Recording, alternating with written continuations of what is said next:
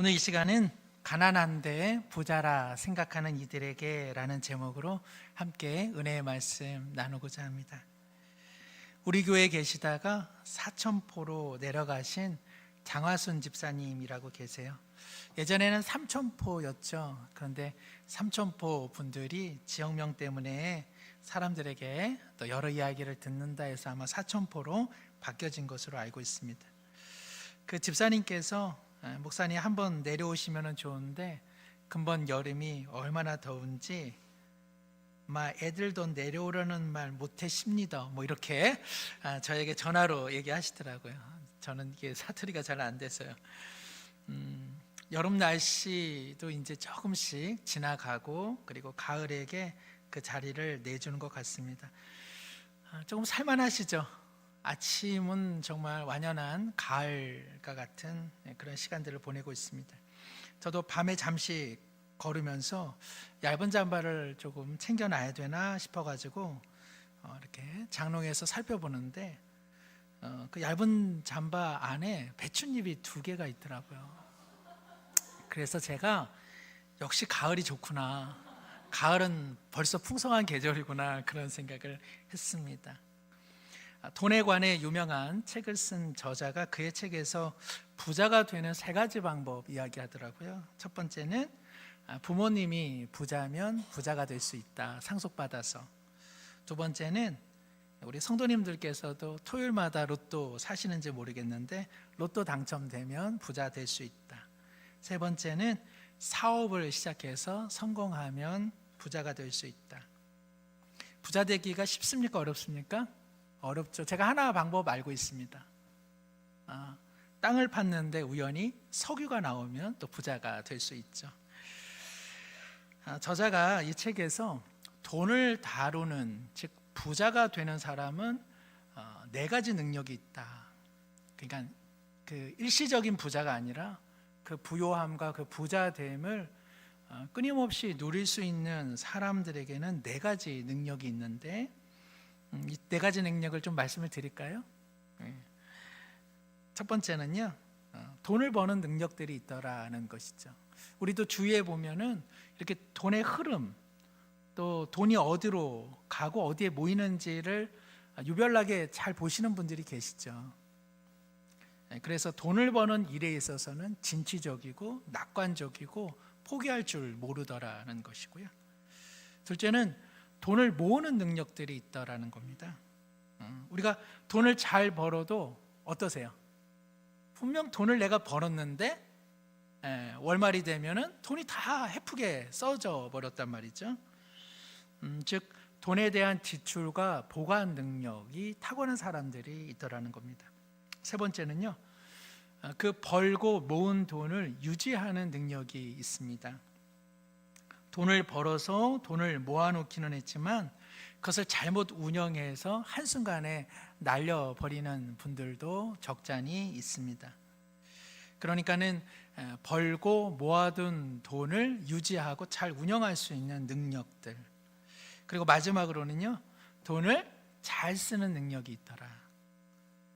돈을 소중히 여기고 검소하지만 다른 사람에게는 인색하지 않고 허세를 부리지 않으면서도 써야 할 곳은 넉넉하게 쓰는 사람들, 자신은 근검하지만 그렇다고 해서 남에게 강요하지 않고 또 다른 사람들의 삶의 모습을 인정하는 그러한 이들을 보면 그렇게 갑작스러운 부자가 아니라 그 부요함을 지속할 수 있는 능력들이 있더라, 그렇게 이야기합니다.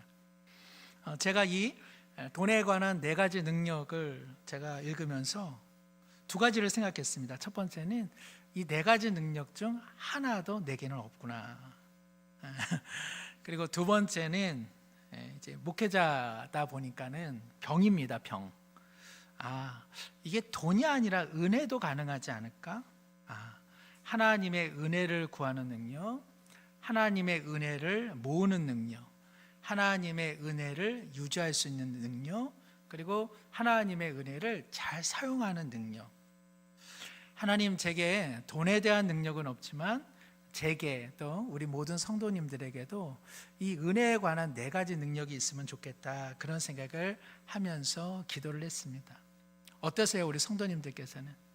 제가 여러분들을 위해서 돈을 유지할 수 있는 이 돈에 관련한 4가지 능력을 제가 기도하기를 원하세요? 아니면 은혜에 관한 4가지 능력 기도하기를 원하세요? 둘 다 맞습니다. 둘 다 구할 필요가 있다 생각했어요. 왜냐하면 하나님께서 우리에게 물질의 은혜를 주시니까. 이왕 다른 사람에게 주실 것 같으면 신자들에게 그 물질을 허락하셔서 우리가 은혜를 구하는 이 능력과 함께 결부된다면 하나님이 주시는 그 물질들을 얼마나 아름답게 사용할 수 있을까, 그런 생각을 하게 되었습니다. 우리 모든 성도님들 돈에 대한 능력도 또 은혜에 대한 능력도 다 갖추시는 그런 은총이 있기를 소망합니다. 어느 때보다도 아멘이 좀 더 많이 나옵니다. 그런데 우리가 다른 무엇보다도 이 은혜에 관한 능력이 우선될 수밖에 없는 것이죠. 그것이 있어야 그 모든 것들을 다룰 수 있기 때문에 그렇습니다. 앞서 말씀드린 주님의 은혜를 구하는 능력, 우리가 하나님 앞에 기도도 많이 하고요, 하나님 앞에 소원도 많이 아뢰입니다만은 뒤돌아보면은 참 헛된 거 열심히 구했다, 그러니까 하나님께서 내게 안 주셨지, 그런 생각할 때 많이 있습니다. 정말 하나님께서 내게 원하시는 것을 구할 수 있는 능력, 이거 참 귀한 능력이다 생각합니다. 누가 그런 능력이 있었습니까? 솔로몬이 있었죠. 아버지 다윗은 산전수전 공중전을 다 치르고 왕위에 올랐습니다. 그런데 솔로몬은 어렸을 때부터 이미 책봉이 되어서 금이야 오기야 왕실에서 귀하게 자라났단 말이에요. 이 도련님 같은 솔로몬이 그 노련한 신하들과 수백의 이 백성들을 통치한다라고 하는 것은요, 불가능한 것이죠. 솔로몬이 무엇을 구했습니까? 지혜를 구했죠. 참 잘 구한 것입니다. 하나님께서 너 참 잘 구했다, 솔로몬 너에게 정말 필요한 건 그 지혜였는데 그 지혜를 잘 구했어. 우리가 기도를 많이 해야 되겠습니다만은 정말 내게 필요한 것을 구할 수 있는 그 능력이 있기를 원합니다. 두 번째는요, 주님의 은혜를 모으는 능력. 무슨 큰 사건, 큰 사고 앞에서만 하나님의 은혜를 구하는 것이 아니라 하나님은 이미 우리에게 많은 은혜의 조각들을 허락해 주셨습니다. 우리 일상 가운데 하나님께서 숨겨둔 은혜들이 얼마나 많은지 모르겠어요. 부자들은 작은 돈 하나도 소중히 여긴다면 이미 하나님께서 허락하신 그 은혜의 조각들을 모아내는 힘, 그것이야말로 귀한 신자의 모습이라고 할 수 있겠습니다. 은혜를 유지하는 능력도 우리 하나님 앞에 구할 필요가 있습니다. 은혜를 받았고 은혜를 모아두었지만 한순간에 자기 성격에 못 이겨서, 또 자신의 어리석은 판단 속에, 또 자신의 고집 속에 하나님이 주신 은혜를 몽땅 잃어버리는 경우는 얼마나 많이 있습니까? 그토록 하나님의 은혜를 많이 구했음에도 불구하고 우리 삶의 은혜의 통장은 늘 잔고가 없는 까닭은 무엇일까요? 하나님이 우리에게 은혜를 넉넉히 주시는데 우리가 그것을 유지하지 못하기 때문에 그렇습니다. 우리가 예배의 자리로 온다, 우리가 나눔을 한다, 우리가 함께 믿음의 교제를 한다라고 하는 것은요, 하나님이 내게 주신 은혜를 어떻게 하는 겁니까?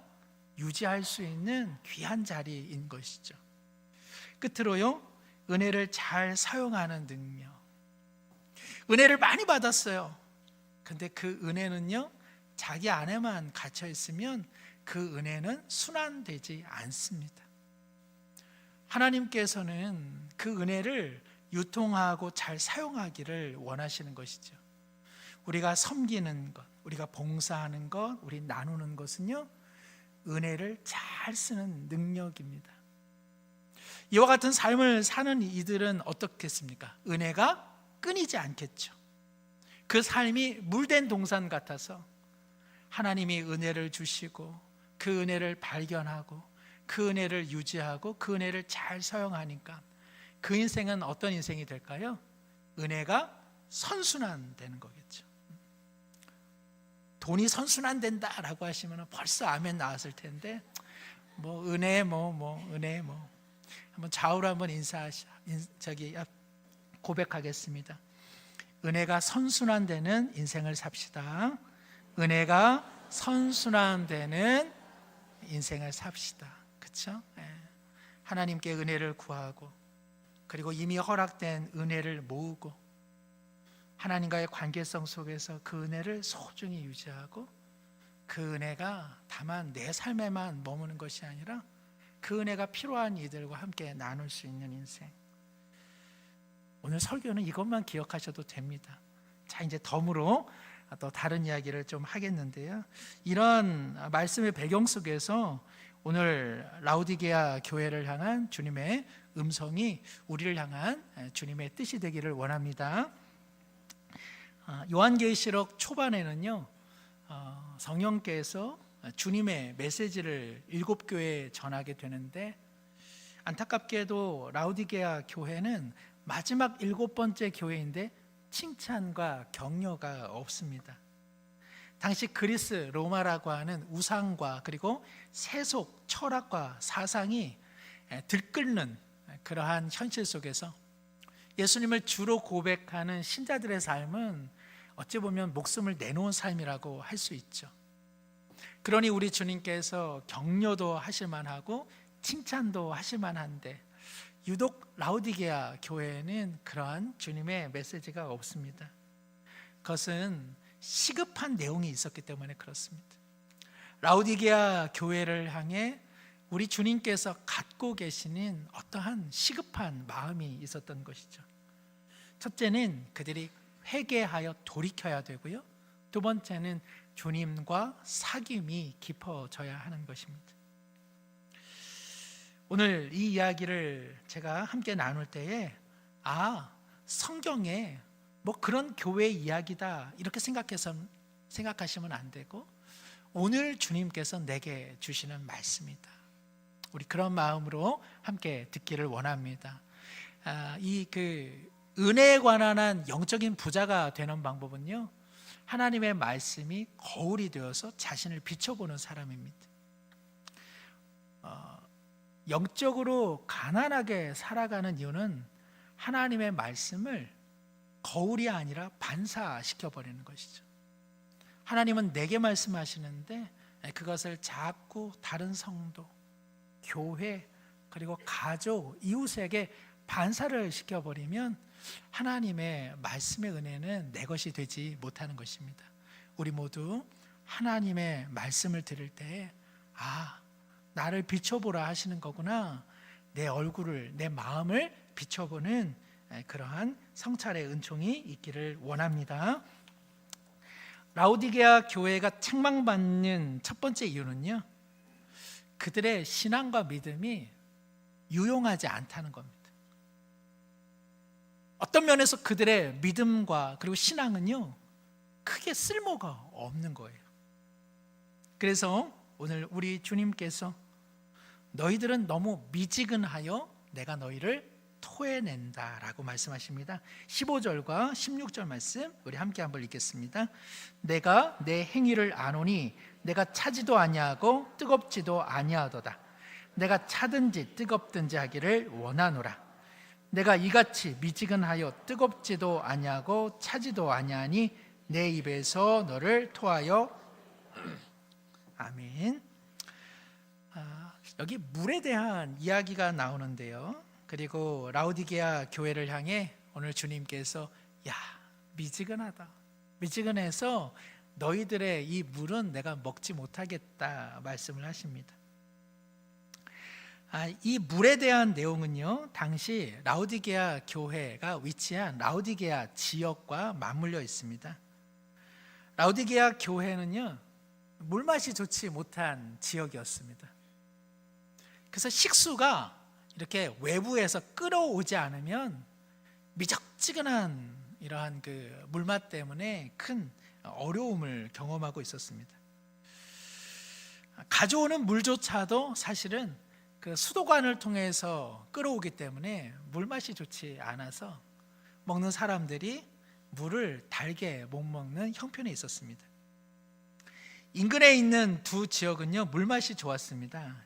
히에라볼리라고 하는 지역은요, 이 따뜻한 온천수가 잘 발달되어 있어서 관절염이나 혹은 피부병에 걸린 사람들이 이 히에라볼리 지역에 가서 이 온천욕을 하면은 치료가 잘 됐다는 것이죠.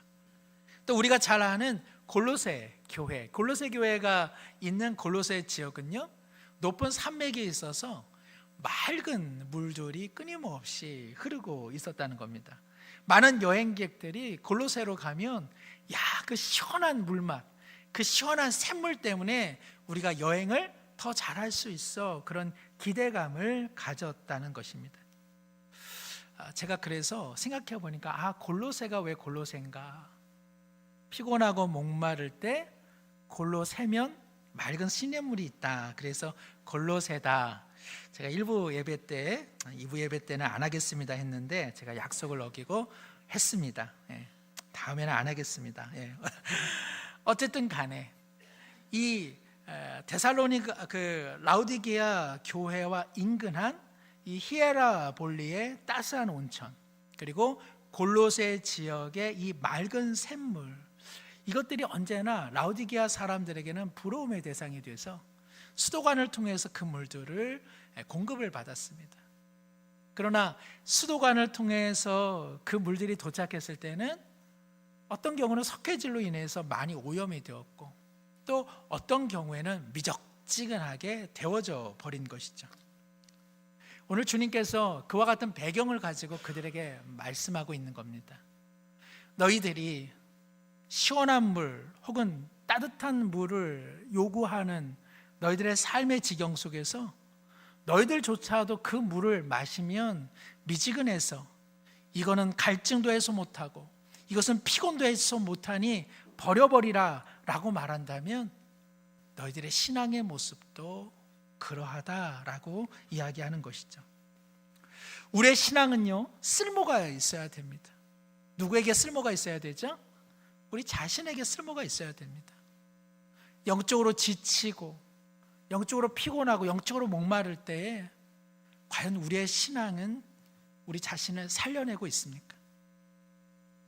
나는 신앙생활을 하고 있다, 나는 주님을 믿는다고 하면서도 내 영혼이 피곤하고 내 영혼이 허기지면 내 신앙에 아무런 힘도 발휘하지 못한다라고 한다면 우리 신앙에는 어떠한 문제가 있는 것은 아닐까요?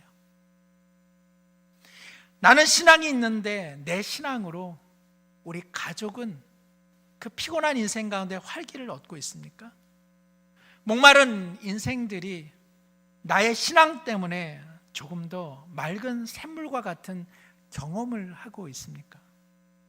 우리는 우리 신앙에 대해서 다시 한번 생각해 볼 필요가 있는 것이죠. 두 번째는 그들의 삶에 대해 오해하고 있다고 오늘 주님은 말씀하십니다.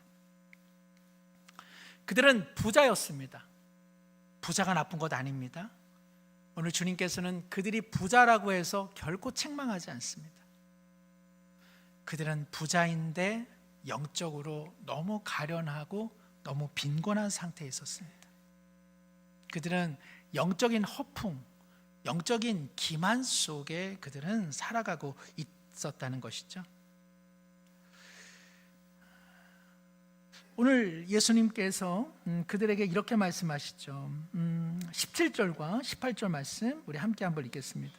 내가 말하기를 나는 부자라 부요하여 부족한 것이 없다 하나 내 곤고한 것과 가련한 것과 내 눈먼 것과 벌거벗은 것을 알지 못하는도다.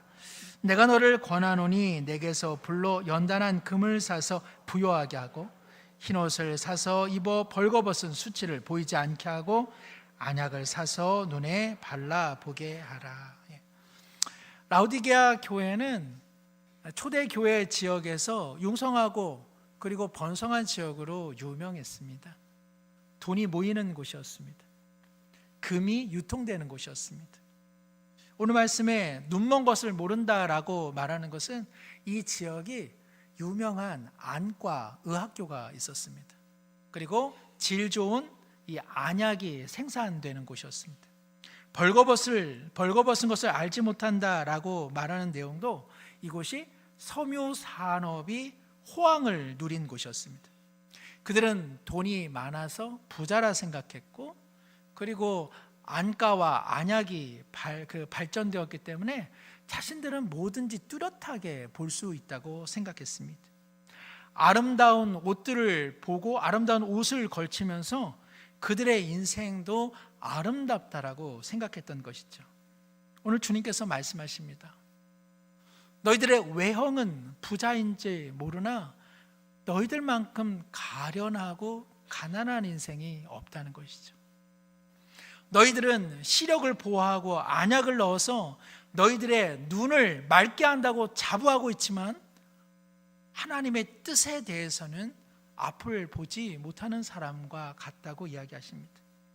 그들은 아름다운 옷을 걸쳐 입었으나 오늘 주님께서 보실 때 그들의 수치는 다 드러났으며 그들 자신이 그들의 수치를 알지 못한다고 말씀하고 계시는 것이죠. 성도 여러분, 우리는 그런 말 많이 하죠. 자족해야 된다. 지금 이 삶에 자족하고 감사합시다. 신앙에 있어서 아주 중요한 신앙의 내용입니다. 그러나 하나님을 아는 것, 하나님의 마음을 아는 일에 있어서는 자족해서는 안 되고요, 더 가야 됩니다. 자전거 페달 내가 돌리다가 나 이만하면 됐어 하고 돌리지 않으면 그냥 넘어져 버리는 것과 같습니다. 주님의 마음에 있어서 우리에게 요구되는 것은요, 자족이 아닙니다. 더 알아가셔야 됩니다. 더 알아가는 마음을 놓쳐버리면 자족이 아니라 실족해 버리고 마는 것이죠. 주님의 마음을 아는 일에는 오히려 영적인 가난함이 좋습니다. 주님, 저는 가난하고 저는 가련하고 저는 헐벗은 인생입니다. 주님을 더욱 알아가기를 원합니다. 주님 더욱 보기를 원합니다. 내 인생의 수치와 더러움을 그리스도의 옷으로 다시 입기를 원합니다. 그러한 열망이 우리 가운데 넘쳐나기를 바랍니다. 그래서 주님은 초청하고 계십니다. 20절의 말씀 우리 함께 읽겠습니다. 볼지어다 내가 문 밖에 서서 두드리노니 누구든지 내 음성을 듣고 문을 열면 내가 그에게로 들어가 그와 더불어 먹고 그는 나와 더불어 먹으리라. 아멘. 친한 사이가 된다라고 하는 것은 그 사람을 내 마음에 받아들이는 것이죠. 어떤 사람을 기꺼이 나의 집에 초대한다라고 하는 것은 그 사람과 더욱 깊어지기를 원하는 일입니다. 주님께서는 지금 라우디게아 교인들과 일정한 거리를 두고 계십니다. 그들의 마음의 문을 박차고 들어갈 수 있지만 주님은 끊임없이 말씀하고 계십니다. 애걸하고 있는 것은 아닙니다. 그러나 그들이 인격적으로 돌아서기를 원하고 계시는 것이죠. 사랑은 언제나 인격적입니다. 사랑은 언제나 강제하지 않습니다. 주님은 우리를 사랑하시기에 끊임없이 말씀하고 계시는 것이죠. 19절은 이렇게 말씀합니다. 함께 읽겠습니다. 무릇 내가 사랑하는 자를 책망하여 징계하노니 그러므로 내가 열심을 내라 회개하라. 라우디게아 교회를 향하여 우리 주님께서 어떠한 격려와 어떤 칭찬도 없었다 제가 말씀드렸지만 오늘 주님께서는 얘들아 내가 너희를 향해 훈계하고 책망할 때 그것은 뭐 때문이다? 사랑 때문이다 라고 말씀하십니다. 우리 주님께서는요 우리를 사랑하시기에 우리를 훈계하시고 책망하시는 겁니다. 우리가 회개하고 돌이키면 비로소 내가 너희를 사랑해 라고 말씀한다는 것이 아니라는 겁니다. 언제나 사랑이 먼저입니다. 사랑하기에 라우디게아 교회의 실체에 대해 말씀하고 있는 것이죠. 하나님의 사랑을 알면 우리의 마음과 생각과 행동이 달라지게 되는 것입니다. 행동과 마음을 달리한 값으로 하나님 저에게 사랑을 내놓으십시오 라고 요구하는 그러한 관계가 아니라 하나님이 우리를 사랑하시기에 하나님은 우리에게 끊임없이 두드리며 말씀하고 계시는 것이죠. 이와 관련해서 제가 두 가지를 말씀드리고 마치고자 하는데요. 첫 번째는 언제나 하나님께서 우리를 초청하시고 우리에게 다가오실 때는 다만 회개하면 사랑하겠다 그런 내용이 아니라 사랑해서 우리 가운데 오신다는 사실을 우리는 끊임없이 기억하셔야 합니다. 창세기 26장 34절 35절의 말씀 제가 한번 읽겠습니다. 에서가 40세 헷족 속 부에리의 딸 유딧과 헷족 속 헬론의 딸 바스맛을 아내로 맞이하였더니 그들이 이삭과 리브가의 마음에 근심이 되었더라. 이삭 가정의 이야기인데요. 이삭에게는 두 아들이 있었죠. 에서와 야곱이 있었습니다. 하나님께서는 어찌된 일인지 장자인 에서가 아니라 둘째 야곱을 아브라함과 이삭을 이어 언약의 계승자로 불러내셨죠. 어찌 보면 에서의 모습을 보면 하나님의 선택이 참 옳았다 그 생각을 합니다. 에서는 첫째 장자인데도 그 장자의 권리를 너무 소홀히 여겼습니다. 배고픈 김에 팥죽 한 그릇에 야곱에게 그 장자의 권리를 넘겨주었죠. 오늘 말씀도 그렇습니다. 에서가 부모가 가나안 족속의 여인을 원치 않았음에도 불구하고 가나안 여인들을 아내로 맞이하여서 이삭과 리브가의 마음에는 말할 수 없는 근심과 상처를 주었다고 오늘 성경은 이야기합니다. 그런데요, 창세기에 보면 참 이상한 일이 있습니다. 이삭이 끊임없이 에서를 사랑하고 있다는 것이죠. 이삭은 야곱이 언약의 계승자라는 것을 모르지 않았습니다. 그러면 마땅히 이삭은 뭐라도 더 야곱을 향한 사랑이 더 많았어야 될 터인데 묘하게도 이삭은 에서를 끊임없이 품어내고 있는 것이죠. 왜 그랬을까요? 언뜻 보면 이삭이 에서가 워낙 사냥에 능해서 가져온 들짐승을 요리해서 먹는 그 기쁨 때문에 마치 이삭이 에서를 좋아한 것 같지만 실상은 그렇지는 않습니다. 이삭이 에서를 향한 연민과 애정을 가진 데는 그의 삶의 내용이 있습니다. 이삭은 앞서 어렸을 때에 배다른 형 이스마엘이 언약의 계승자가 아니라는 사실로 인해 내쫓김을 당한 가정의 아픔을 알고 있습니다. 때로는 형과 싸웠고 때로는 형과 놀았고 형과 때로는 다투었지만 그래도 이삭에게 이스마엘은 형이었습니다. 그러나 이스마엘이 언약의 계승자가 아니었기에 이스마엘은 그의 어머니와 함께 길을 떠나게 된 것이죠. 이것은 분명 이삭에게는 큰 마음의 응어리로 남겨져 있었습니다.